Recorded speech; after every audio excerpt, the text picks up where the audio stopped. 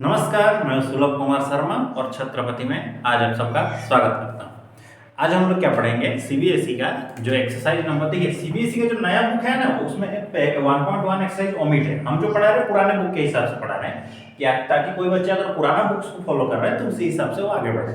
लेकिन हम लोग जल्दी ही नए बुक्स के हिसाब से पढ़ना शुरू करेंगे। फिलहाल पुराने बुक्स के हिसाब से हर एक क्वेश्चन को सॉल्व करते हुए हम लोग चल रहे हैं।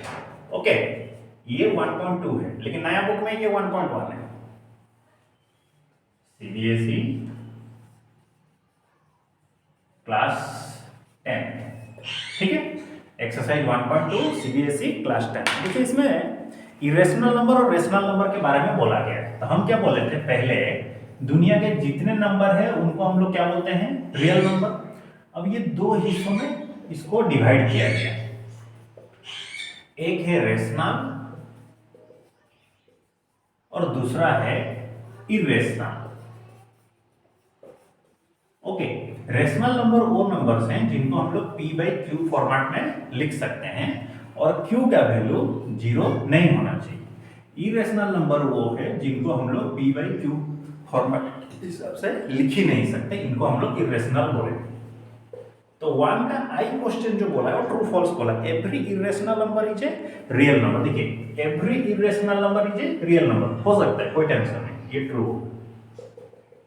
सेकंड बिट में बोला कि every point on A number line, एक नंबर लाइन है 0 1 2 3 4 -1 -2 -3 -4 -5, इस नंबर लाइन के ऊपर हर एक पॉइंट क्या बोला है, number line is in the form of root over of m where m is a natural number. बोला ये रूट ओवर ऑफ m के हिसाब से रहेगा और m जो है एक नेचुरल नंबर। और नेचुरल नंबर शुरू कहां से होता है, 1 2 3 4 5, इसी हिसाब से वो शुरू होता है। तो कंडीशन देखिए, बताइए m अगर नेचुरल नंबर हो रहा है तो -3 को अगर हमको लिखना होगा तो कैसे लिखेंगे, नहीं हो सकता, पॉसिबल ही नहीं है। तो f ये फॉल्स होगा, स्टेटमेंट फॉल्स। थर्ड बिट, फिर उसने बोला every real number is an irrational number. Every real number is an irrational number, नहीं ये गलत हो सकता है। हर एक रियल नंबर इरेशनल नहीं हो सकता है। क्या बोला, every real number is A irrational number, नहीं हो सकता क्योंकि कुछ रेशनल भी तो होंगे, तो ये भी फॉल्स होगा, ठीक है। फिर आता है question number, are the square root of all positive integer is irrational. उसने बोला जितने पॉजिटिव इंटेजर हैं उन सभी के स्क्वायर रूट क्या इरेशनल होगा, रूट ओवर ऑफ 1 1 होगा, रूट 2 रूट 3 वैसे ही रहा, रूट ओवर ऑफ 4 इसका वैल्यू 2 हो जाएगा, रूट ओवर ऑफ 5 तो वैसे ही रहेगा, रूट ओवर ऑफ 7 वैसे ही रहेगा, रूट ओवर ऑफ 6 वैसे ही रहेगा, रूट ओवर ऑफ 8 2 रूट 2 हो जाएगा, जैसे रूट ओवर ऑफ 9 कितना होगा 3।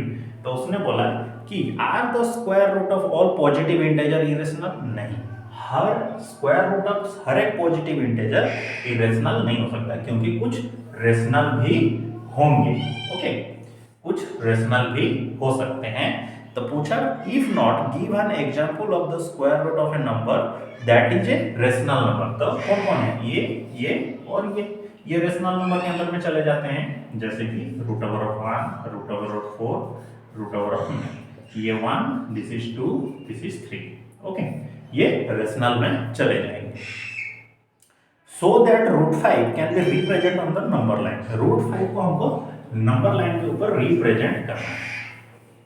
इसका दो तरीका है, या तो आप स्क्वायर रूट सर्कल के हिसाब से करिए, नहीं तो डायरेक्ट।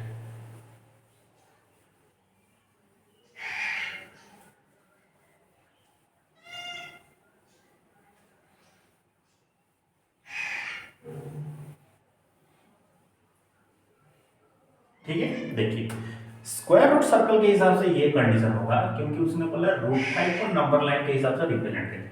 एक नंबर लाइन ले लीजिए, सपोज ये और ये 1 सेंटीमीटर है और इसको 1 सेंटीमीटर लीजिए, तो ये वाला जो चीज होगा ये रूट 2 हो जाएगा क्योंकि पाइथागोरस थ्योरम के हिसाब से h is equal to root over of 1 का स्क्वायर दैट इज 1 + 1, ये हो गया रूट 2। ठीक है, फिर आता है ये जो चीज है इसको फिर 1 सेंटीमीटर लीजिए यहाँ पर 90 डिग्री करके, तो ये जो चीज है ये रूट 3 हो जाएगा। फिर इसको 90 डिग्री करके 1 सेंटीमीटर लीजिए, ये रूट ओवर 4 इसको 1 सेंटीमीटर करके इसको लीजिए, दिस इज √5। तो इस हिसाब से आप रिप्रेजेंट कर सकते हैं। एक दूसरा कंडीशन भी है, देखिए नीचे वाला को अगर हम 2 सेंटीमीटर ले लेते हैं और इसको 1 सेंटीमीटर लेते हैं, तो ये जो चीज होगा √5 यूनिट नहीं होगा क्या, आराम से हो जाएगा, ठीक है। या फिर नीचे वाला को आप 1 सेंटीमीटर ले लीजिए और इसको 2 सेंटीमीटर लीजिए, तो ये जो चीज होगा √5 के अंडर में चला जाएगा, ठीक है। अब जो 4 वाला कंडीशन ये बोला, देखिए 4 में ये बोला ये क्लास वर्क है, क्लास में बैठ के आपको करना है स्क्वायर रूट सर्कल, मतलब ऐसे ही करना है √2 √3 √4 √5 ऐसे कर करके, फिर यहाँ पर आपको करना है जैसे 1 सेंटीमीटर इसको ले लिए तो ये कितना हो जाएगा √6, फिर इसको 1 सेंटीमीटर जब ले लिए तो ये हो गया √7, फिर 1 सेंटीमीटर लिए तो दिस इज √8, फिर 1 सेंटीमीटर इसको ले लीजिए, दिस इज √9 में चला जाएगा, और यहाँ पर 90 डिग्री करिए तो इसको 1 सेंटीमीटर लीजिए तो √10। तो ऐसे करते करते ये धीरे धीरे क्या कर रहा है, बढ़ रहा है। 1 सेंटीमीटर ले लीजिए तो ये √11 हो जाएगा। तो ऐसे ही करके एक सर्कल उसको बनाना है, वही उसने ये क्लास वर्क है जो आपको करना है। तो इसी के साथ ही ये एक्सरसाइज हो गया खत्म। तो पुराने बुक के हिसाब से आप एक्सरसाइज 1.2 का और खत्म करके प्रेजेंट रहिएगा अगले क्लास में। अगले क्लास में हम लोग 1.3 को करेंगे, रेशनल इक्वेशन को और थोड़ा एक्सपांड करके हम लोग उसको पढ़ेंगे। तब तक के लिए सी यू नेक्स्ट। जय हिंद, अपना ख्याल रखिए और पढ़ाई करते रहिए। नमस्कार।